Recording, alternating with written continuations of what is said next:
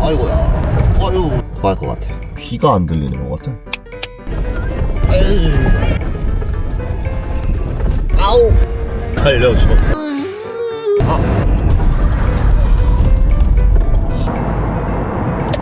와, 씨. 시동이 꺼진 거예요. 터널 아니었는데. 다니고로 장거리를 갈 생각에 걱정 반 즐거운 반으로 미리 세차를 해주었습니다. 이렇게 셀프 세차장에서 거의 물만 뿌려줍니다.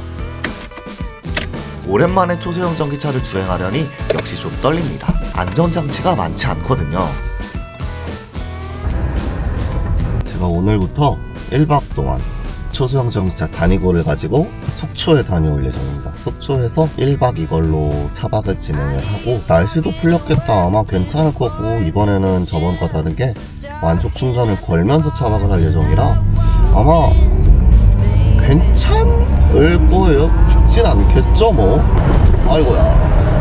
아유, 속초까지 가는데 하루 종일 걸리겠더라고요. 그래서 속초 가서 저녁에 맛있는 거 먹고. 노면도로가 조금이라도 안 좋으면 엄청 떨립니다.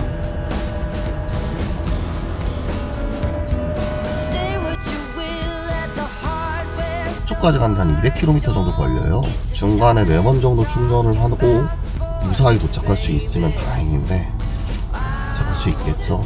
아, 그리고 사실 가장 큰 문제가 동해에서 넘어갈 때 큰 산들을 넘어가서 대부분 경사가 높아요. 다니고로 이동하기엔 너무 어려울 것 같은 루트들이 많았는데 이곳저곳 진짜 많이 알아봤거든요. 미시령 터널을 뚫고 간다면은 큰 경사와 내리막 없이 강원도에 도착을 할 수 있겠다 싶더라고요. 그래서 이번에 1박 2일로 어디 장거리 한번 도전해보고 그걸로 괜찮으면 대한민국 한 바퀴 돌아봐야죠. 이게 정말 개소리란 걸 해보니까 알겠더라고요. 근데 이게 치명적인 단점이 하나 있네요. 지금 탄지 한 20분가량 됐는데 멀미 나요. 토할 것 같아요.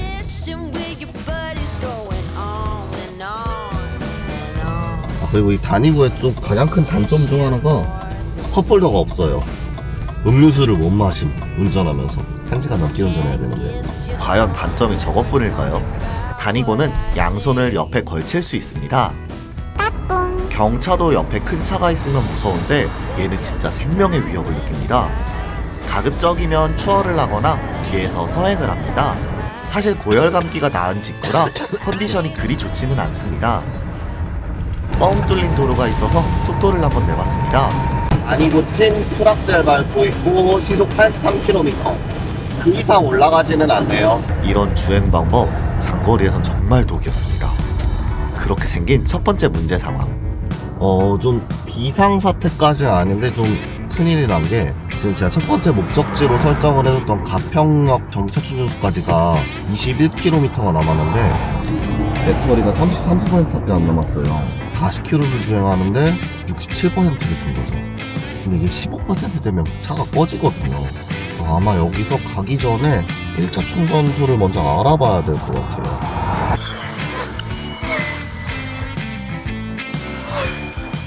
다음 역 위치를 원래 가평역이었는데 청평역으로 바꿀게요. 속도를 내면 배터리가 더 빨리 다는데 그게 체감상 엄청 빠르더라고요.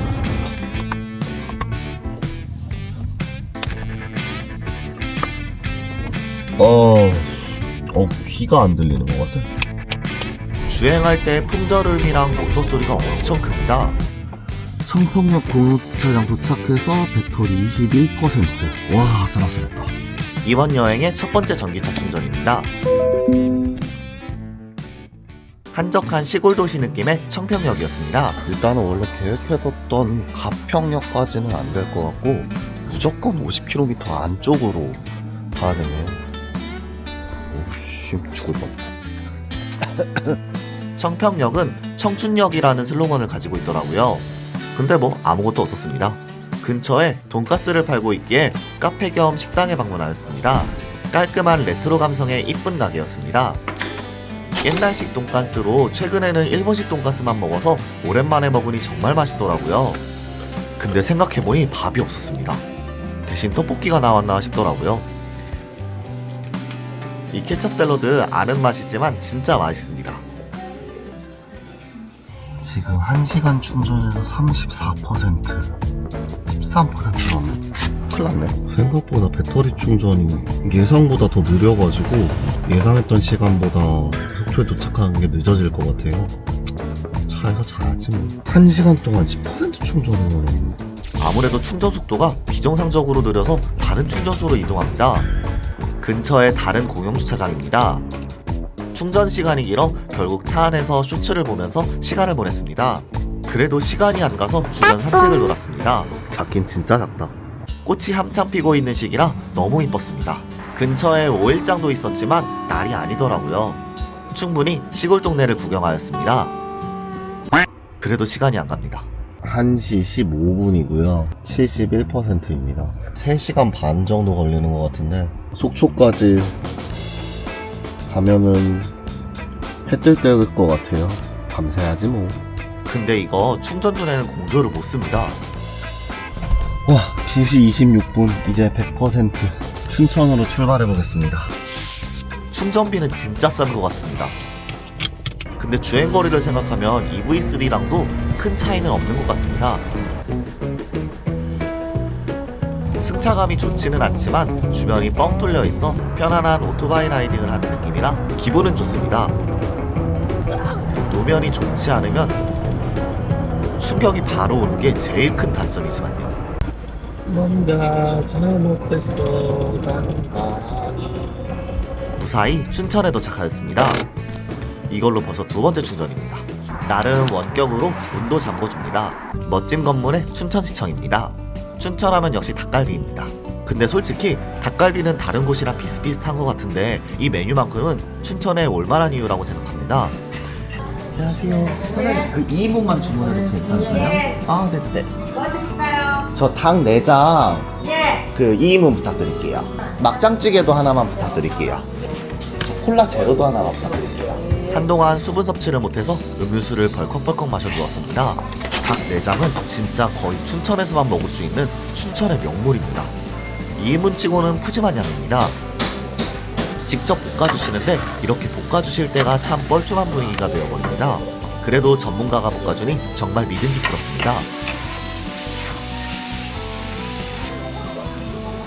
닭 내장의 쫄깃한 식감이 진짜 사기입니다. 어쩜 이렇게 맛있는지 모르겠습니다. 근데 이 가게의 막장찌개가 진짜 맛있습니다. 저는 된찌보단 김치파인데 청양고추의 칼칼함이 살아있는 정말 맛있는 막장찌개였습니다. 놀랄 정도로 맛있어서 한 번에 여러 번씩 먹게 되더라고요.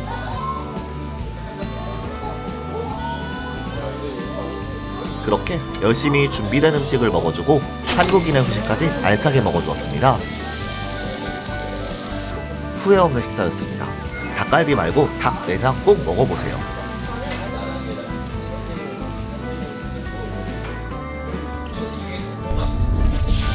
여기서도 충전이 완료되어 이제 양구로 출발합니다. 경사로 밀림이 있어서 정차 시 긴장하게 됩니다. 어느덧 해가 지고 있습니다. 집에서 나온 지 지금 9시간째인데 8시간 반이지. 아직도 춘천에서 벗어나지 못했어. 충전할 때가 오래 걸리는 게 제일 큰 문제인 것 같아요. 아무래도 이게 이동하는 건 상관이 없는데 이동 1시간, 충전 2시간, 2~3시간. 투성 전기차의 승차감은 적나라하게 보여드리겠습니다. 어우, 재난 영화야. 와우. 아우.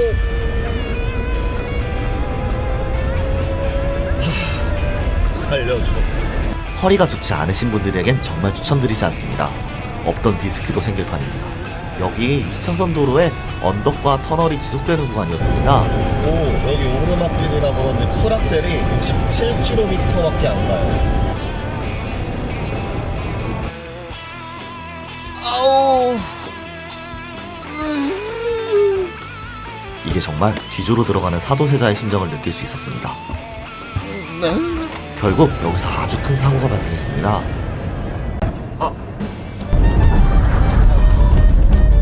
터널 아니었는데 배터리가 갑자기 떨어져 시동이 꺼져버렸습니다. 심지어 급제동까지 걸려 조졌나? 이때 정말 긴장했습니다. 비상대피로로 이동해서 대책을 세우고 다시 출발하였습니다. 와. 이게 배터리가 완전히 죽은 게 아니라 꺼졌다 켜졌다를 반복하더라고요. 터널 안에 갇힐 순 없으니 최대한 안전하게 이동해줍니다. 와씨, 급하게 가까운 충전소를 알아봅니다. 쳐졌네. 계속 꺼지네. 저길 노리자. 거의 다 도착한 지점이라 한 2km 정도밖에 못 줄이긴 했습니다. 와, 맞네. 그래도 그게 정말 필요했던 구간이었습니다.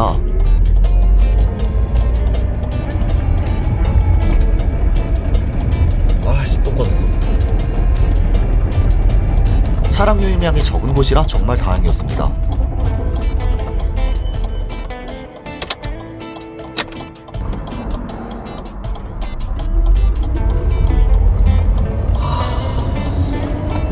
그렇게 어찌저찌 자력으로 충전소에 도착하였습니다.